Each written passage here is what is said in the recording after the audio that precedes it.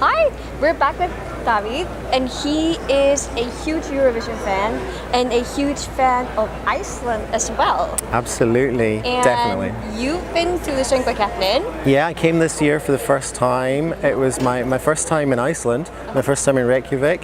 I spent 3 days there. I had such a fantastic time. You guys made me feel so welcome. It was like a new family. I loved it. I had such a good time. What was your favorite? My favorite in the Icelandic final. I liked Fjörðir. Sundays, yeah, whatever they were called. I thought that was a really great song. I thought it had a really kind of modern vibe about it. And I just really liked that one. But having said that, I really like Maria as well. That was probably my second favourite. So I was really glad when she won. I love her face when they make the announcement and she's there and she's like this, and poor Friedrich Thors is like, oh. So I just thought that was brilliant. It was so good.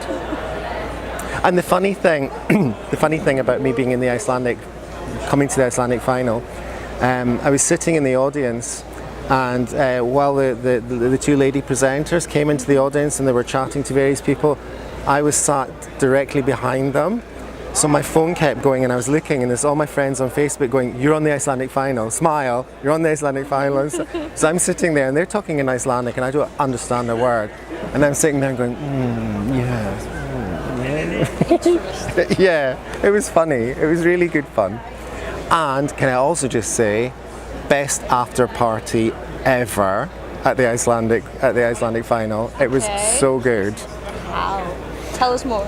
Well, because I mentioned that I liked Sundays, the guys that did the electronic kind of music, and I thought that was really good, and I thought they were really cool and edgy and whatever. And at the party afterwards, they were leading the dancing to YMCA, so they're doing all this and everyone was joining in, and I just thought that was so funny. Selma was there. We danced with Selma to All Out of Luck in Reykjavik in Iceland, and I was like, oh my god, this is so exciting. It was great. And we had nice things to drink, and we had lovely food, and we met loads of fantastic Icelandic people who made us feel so welcome. And I'm coming back next year. Absolutely, I loved it. Speaking of being welcome, Paul Oscar invited you for dinner, didn't he? Paul Oscar did? Oh my goodness, that was so exciting. I was flying home on Sunday evening, and through my friend Pete, Pete phoned me on Sunday morning and said, "When do you fly?" I said, "It's tea time tonight." He said, "Oh, that's a shame. Paul Oscar has invited us round for dinner this evening."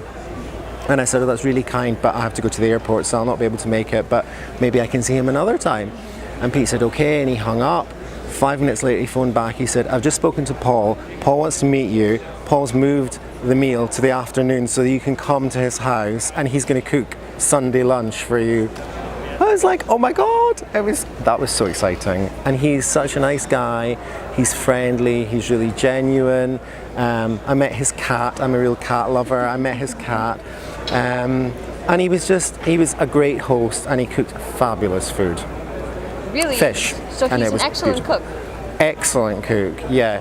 He uses a lot of cream, so it probably wasn't very good for the waistline, but hey, I was on holiday, I didn't care. That's amazing. Yeah, so that was maybe the highlight of my trip. I was just, meeting somebody who's a Eurovision legend, and I know he's really popular in Iceland, and he's a really well-known and respected figure. And to have an invite to his home and have him cook and chat while he was cooking, he's standing at the stove and chat, Eurovision song. What did you think of last night? I like this song, I like that song. Fabulous. It was just, you couldn't make it up. It was so good. So I loved it. Okay, one last question. Yeah. What's your all-time favorite Icelandic Eurovision song?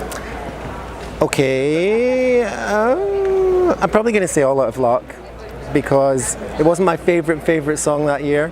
If you saw the other part, you know that I like Sweden, but I do love All Out of Luck, and I still play it so much. And it's how many years later? 16 years since All Out of Luck, and I still listen to it and I still love it. So that's probably my favorite one. Thank you so much. Thank you for the interview.